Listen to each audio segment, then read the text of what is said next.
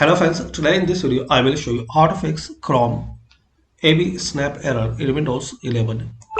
So to resolve this issue, click on Start. Now type msconfig.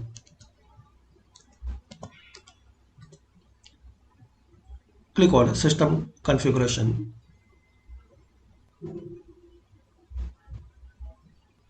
Now in here select Services. Select this Hide All Microsoft Services.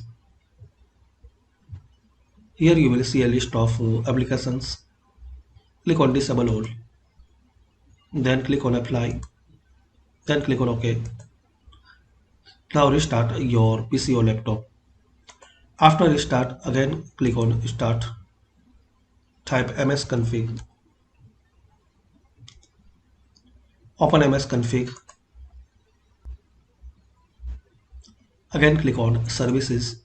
Check this box, Hide all Microsoft services. Now enable all. Then click on Apply. Then click on OK and restart your PC.